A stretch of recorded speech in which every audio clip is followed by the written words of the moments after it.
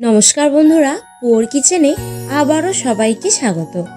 আশা করছি সবাই খুব ভালোই আছেন, আমিও ভালো আছি। আজকে হাজির হয়েছি ভাঙা পটল আলুর তরকারির রেসিপি নিয়ে, যেটা গরম ভাত, রুটি, পরোটা সবের সাথে কিন্তু দারুণ লাগবে। তাই ভিডিওটি স্কিপ না করে পুরোটা দেখার অনুরোধ রইল। প্রথমেই আমি এখানে পটল একদম পুরো খোসা ছাড়িয়ে ছোট ছোট করে কেটে রেখেছি, আর আলুটাকেও কিন্তু একদমই ছোট ছোট করে কেটে রেখেছি। এখন এই পটলগুলোর মধ্যে সামান্য একটু লবণ আধ ঘন্টা আগে মেখে রেখে দেব। আমরা যখন এই পটলের রেসিপিটা বানাবো ঠিক তার 30 মিনিট আগে পটলের মধ্যে লবণটাকে মেখে রেখে দিতে হবে। আর পটলের এই রেসিপিটা বানাতে গেলে কিন্তু পটলের পুরো খোসাই ভালো করে ছাড়িয়ে নিতে হবে।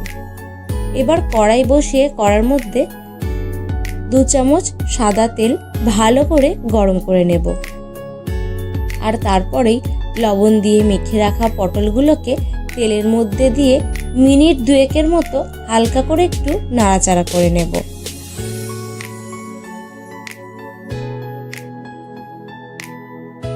দু মিনিট পটলগুলোকে নেড়েচেড়ে নিয়েছি। এরপর দিয়ে দেবো হাফ চামচ লবণ। এবার লবণ দিয়েও আরও মিনিট 10 মতো পটলগুলোকে ভেজে নেব। আমি এখানে দিয়ে দিলাম হাফ চামচ হলুদ। লবণ আর হলুদ দিয়ে 10 মিনিট পটলটাকে ভেজে নেব। আমার চ্যানেলের এই রান্নাগুলো যদি আপনাদের ভালো লেগে থাকে তাহলে লাইক, কমেন্ট আর শেয়ার করে দেবেন। মিনিট 10 পটলগুলোকে ভেজে নিয়েছি। এখন ওই পটলের মধ্যে দিয়ে দিচ্ছি ছোট করে কেটে রাখা আলু। এবার আলু আর পটল একসাথে আরও মিনিট 5 হালকা করে নেড়েচেড়ে ভাজা ভাজা করে নেব। মিনিট 5 আলু পটল ভেজে নেওয়ার পর দিয়ে দিলাম 6টা কাঁচা লঙ্কা। এবার আলু, পটল আর কাঁচা লঙ্কা একসাথে বেশ লাল লাল করে ভেজে রাখবো। আমার চ্যানেল এখনও না সাবস্ক্রাইব করা থাকলে চ্যানেলটিকে সাবস্ক্রাইব করে বেল বাটনটি প্রেস করে পাশে থাকবেন। দেখুন আলু আর পটল কিন্তু খুব সুন্দর লাল করে ভেজে তুলে নিলাম। এবার ওই তেলের মধ্যে আরও একটু তেল দিয়ে দিলাম, আর তেলের মধ্যে অল্প একটু হলুদের গুঁড়ো দিয়ে দিলাম হাফ চামচ আদা বাটা, আর তারই সাথে দিয়ে দিচ্ছি 1 চামচ পেঁয়াজ বাটা। তেলের মধ্যে হলুদ দিয়ে আদা বাটা আর পেঁয়াজ বাটাটাকে দিয়ে ভালো করে একটু নেড়ে চেড়ে নিচ্ছি, যাতে না আদাটা ছিটকে আসে, সেজন্য হলুদটা দিয়েছিলাম। এবার ভালো করে আদা আর পেঁয়াজ ভালো করে নেড়ে চেড়ে মশলাটাকে ভেজে নিচ্ছি। মশলা যখন সুন্দর করে ভাজা হয়ে যাবে ঠিক তখনই দিয়ে দেবো টমেটো বাটা। এখানে আমি একটা মিডিয়াম সাইজের টমেটো বেটে নিয়েছি। এবার টমেটো বাটাটাকেও একটু হালকা করে নেড়ে চেড়ে নিচ্ছি, আর তারপরে দিয়ে দিচ্ছি বড় চামচের 1 চামচ জিরে বাটা। এবার এই সমস্ত মশলা খুব ভালো করে কষিয়ে নেব। যতক্ষণ না মশলাগুলো থেকে কাঁচা গন্ধটা চলে যাচ্ছে ততক্ষণ কিন্তু সমস্ত মশলা একসাথে ভালো করে নেড়েচেড়ে কষিয়ে দিয়ে দিচ্ছি 2 চামচ লঙ্কার গুঁড়ো, আর তার সাথে দিয়ে দিচ্ছি 1 চামচ হলুদের গুঁড়ো, আর দিচ্ছি স্বাদ মতো লবণ। এবার সমস্ত মশলা একসাথে বেশ সময় নিয়ে ভালো করে কষিয়ে নেব।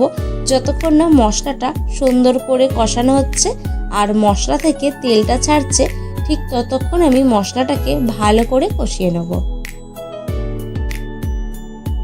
এরকম নিত্য নতুন রেসিপি দেখার জন্য চ্যানেলের নোটিফিকেশন অল করে রাখবেন, যাতে আমি ভিডিও ছাড়লেই আপনারা সবার আগে দেখতে পারেন। দেখুন আমি কিন্তু মশলাতে একটুকু জল দিলাম না, পুরো মশলাটা সুন্দর করে কষিয়ে নিয়েছি।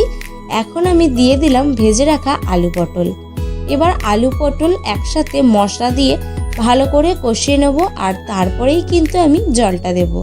যতক্ষণ না আলু পটলের সাথে মশলাটা ভালো করে মিশে যাচ্ছে ততক্ষণ আমি বেশ নেড়ে চেড়ে কষিয়ে নিচ্ছি। এখন দিয়ে দিচ্ছি পরিমাণ মতো জল।